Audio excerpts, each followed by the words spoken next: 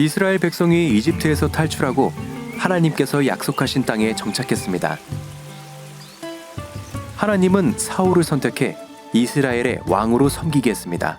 그러나 사울은 하나님의 말씀을 잊고 불순종했습니다.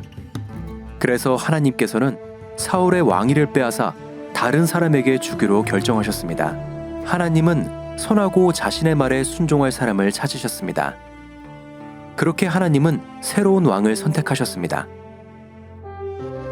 하나님께서는 선지자 사무엘을 베들레헴이라는 마을로 보내셨습니다.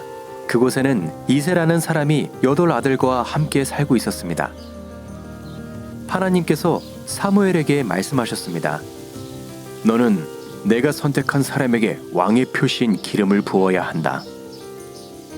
사무엘은 베들레헴에서 이새를 만났고 이새는 맏아들을 데리고 왔습니다. 사무엘은 키가 크고 잘생긴 이새의 맏아들을 보고 생각했습니다. 여호와께서 기름 부으실 사람이 여기 있구나.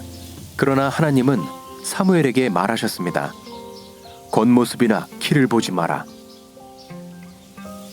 내가 보는 것은 사람이 보는 것과 다르다. 사람은 겉모습을 보지만 나는 마음의 중심을 본다. 이새는 둘째 아들을 데리고 왔지만 사무엘은 이 아들도 여호와께서 선택하신 사람이 아니다 라고 말했습니다. 이런 일이 이새의 7 아들 모두에게 반복되었습니다.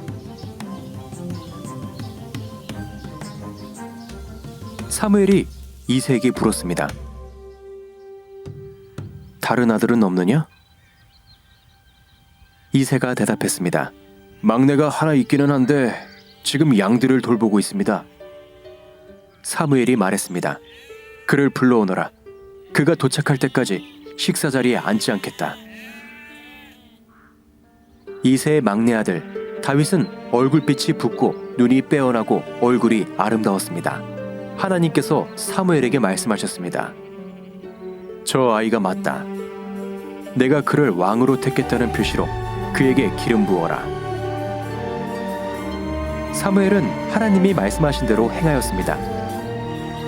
그때부터 다윗은 하나님의 영으로 충만했습니다.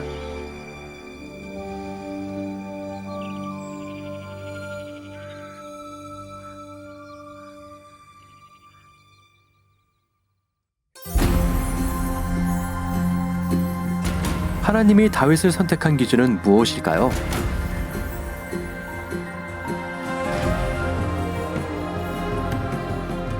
하나님과 인간이 사람을 평가하는 데 있어서 어떤 차이가 있을까요? 외모로 사람을 평가할 때 우리는 어떤 위험에 빠지게 될까요?